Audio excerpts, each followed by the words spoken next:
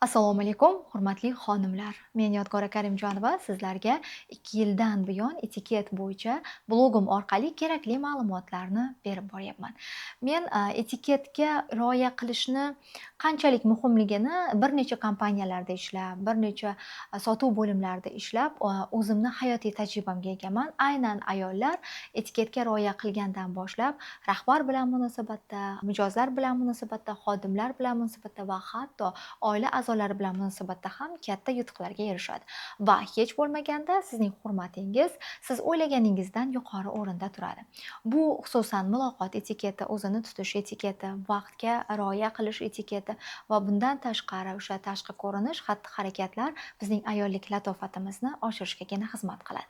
Keling, bugun sizlar bilan boshqacharoq holatda etiket haqida gaplashamiz. Ya'ni etiketning hayotimizga qanchalik ta'sir qilishini aynan barchamizga ma'lum va qiziqarli bo'lgan "Qattiqqo'l xonim" kinosi orqali ko'rib chiqamiz. Ya'ni kinoning bosh qahramoni Endi judayam sodda, odmi, lekin o'zining orzusiga ega qiz Mirandaning yoniga kelgandan so'ng aynan xatti-harakatlar, imij va o'sha insonlar bilan muloqot etiketini o'rgangandan keyin hayoti o'zi o'ylagandan hatto 10-20 barobar ko'proq natijaga erishganini birgalikda ko'rib chiqamiz.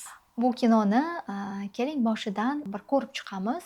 Bu kinoda asosiy rolni o'ynagan, bosh rolni o'ynagan mashhur aktrisa Anne Hathaway Endi rolida. Endi jurnalist bo'lishni va podiumga chiqishni orzu qilgan qiz, lekin shu yoshidan bu kunga qadar bu uchun birorta tashqi ko'rinishda va xatti-harakatlarda o'zini bilimiga ega emas. Va u Nyu-York shahriga keladi, Podium degan jurnalga ishga joylashish uchun. Va bu yerda eng e'tibor qilishimiz kerak bo'lgan narsa suhbatga keladi. Aynan o'zi orzu qilgan ishga va aynan fashion bilan, imij bilan, kiyim bilan, moda bilan bog'liq bo'lgan kompaniyaga u hech qanday dress kodga to'g'ri kelmaydigan, odmi va umuman modadan yiroq bo'lgan holatda keladi. Bunda ko'rishimiz mumkin, u judayam o'ziga ishonchsiz, biroz qo'rqqan holatda suhbatga kelgan, bunga esa o'z-o'zidan tashqi ko'rinish 100% ta'sir qiladi. Ya'ni u klassik uslubida kiyinmagan va deyarli pardoz qilmagan va hatto soch turmagiga ham umuman e'tibor qaratmagan. Hozir judayam muhim bir qismni gaplashamiz. Aynan Endi suhbatga keladi va birinchi suhbatda juda ko'pchiligimiz e'tibor bermaydigan bir muhim savol bor. Ya'ni bizni nima uchun tanlashlari kerak? Aynan shu savolga javob berish o'rniga Endi qanday qilib Nyu-Yorkka kelib qolgani va umuman xatti-harakatlarni izohlashga, deylik o'zini oqlashga o'tgan so'zlardan foydalanadi. Biz birinchi suhbatga borganimizda albatta nima qo'limizdan keladi, biz bu ishda qanday o'sish qila olamiz va nima uchun bizni tanlashlari kerak. Shu uchun biza o'zimizni chiroyli taqdim qila olishimiz kerak. Keraksiz so'zlardan, o'zimizni oqlashdan, hayajonlanishdan va shoshilib gapirishdan o'zimizni butkul tiyishimiz kerak. O'zini taqdim qilish, ya'ni suhbatga borganda, birinchi suhbatga borganda yoki hamkorlar bilan biznesingizni taqdim qilishga borganda faqatgina bitta yo'li bor, bu ham bo'lsa oldindan tayyorgarlik. Ya'ni suhbatning birinchi qismida nima gapirasiz, qaysi savolga javob berasiz, ikkinchi qismida nima gapirasiz, qaysi savolga javob beriladi va uchinchi qismida nimani gapirasiz va suhbatni qay tarzda yakunlaysiz. Bunga tayyorgarlik ko'rishingiz kerak. Yana bir yaxshi sirni aytib o'taman. Sizda har doim 3 xil ko'rinishda o'zingiz haqingizda taqdimot tayyor bo'lishi kerak, o'zingiz yoki biznesingiz haqida.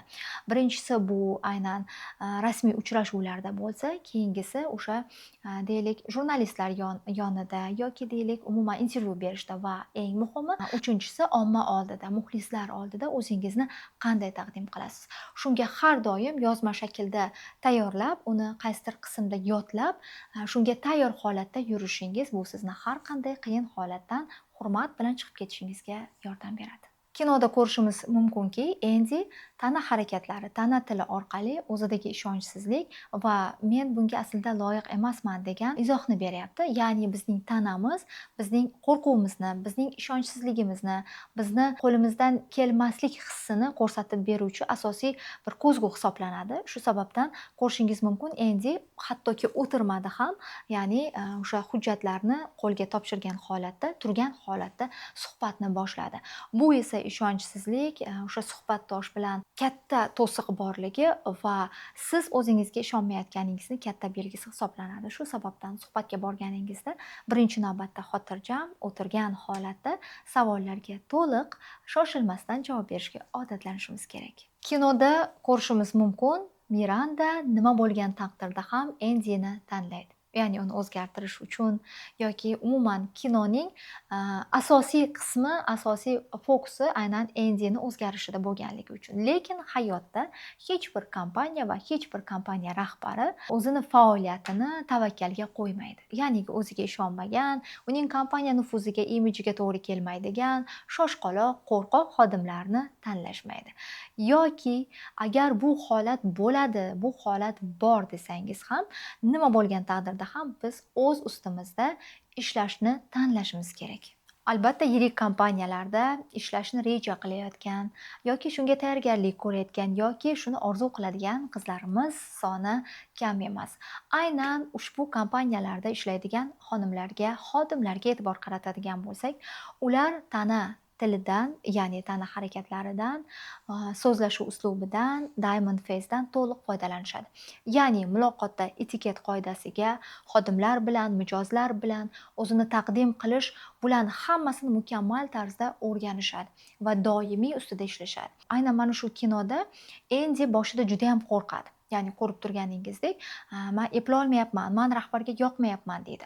Shu yerda kimdir voz kechib ketadi, Endi esa aynan o'zgarishni tanlaydi. Ya'ni har kuni, ya'ni kun sayin u chiroyli liboslar tanlashni boshlaydi. Soch turmagiga, lab rangiga, tuflisiga e'tibor berishni boshlaydi.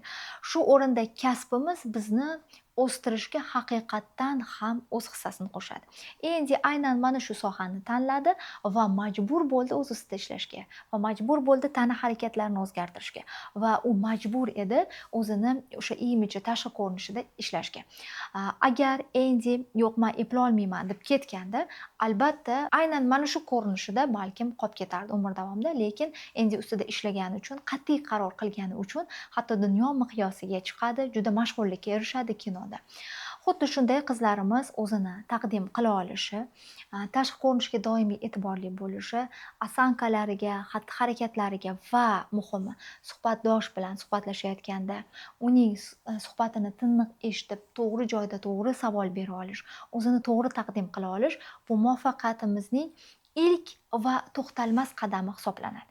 Ya'ni ilk qadami va to'xtalmas. Ya'ni siz suhbatdan zo'r o'tdingiz, o'zingizni taqdim qila oldingiz, insonlarga va o'sha kompaniyaga qanday yordamingiz tegishini yoki hamkoringizga qanday sizdan foyda tegishini ochib bera oldingizmi? Albatta insonlar sizni tanlashadi. Bu uchun esa hali suhbatimiz boshida aytganimizdek, tashqi ko'rinishingiz, kayfiyatingiz va albatta o'zingizni taqdim qila olishga tayyor bo'lishingiz asosiy o'rinni egallaydi. Aynan mana shu kinoni takror ko'rishni tavsiya qilaman va shu o'rinda sizlarga o'zimning yangi taqdim etadigan etiketga oid kursim haqida biroz aytib bermoqchiman. Aynan bu kursda biz nimalarni o'rganamiz va qanday o'zgaramiz? Birinchi o'rinda muzokara san'ati, ya'ni muzokarada o'zini taqdim qilish, tanqidlarga to'g'ri javob berish, to'g'ri kompliment, ya'ni maqtov keltirish, bularni barchasini birgalikda o'rganamiz. Keyingisi o'zimizni uchrashuv davomida to'g'ri tutish, xatti-harakatlarimiz, ko'z qarashlarimiz va hatto tabassumimizgacha o'rganish imkoniyatiga ega bo'lamiz. Ana undan keyin umuman jamoat joylarida o'zini tutish, rahbarlar oldida o'zingizdan mansabdor, o'zingizdan kichik mansabdagi insonlar bilan muloqot, bularni barchasini ushbu kursim orqali siz bilan birgalikda ko'rib chiqamiz. Agar ushbu kurs sizga qiziq bo'lsa, menga aynan etiketga oid bilimlar kerak, muzokara san'atini o'rganishim kerak, muloqotni o'rganishim kerak va o'zimni to'g'ri tutish xatti-harakatlarini o'rganishim kerak desangiz, pastda qoldirilgan havola, silka orqali ro'yxatdan o'ting va o'z joyingizni hoziroq band qiling.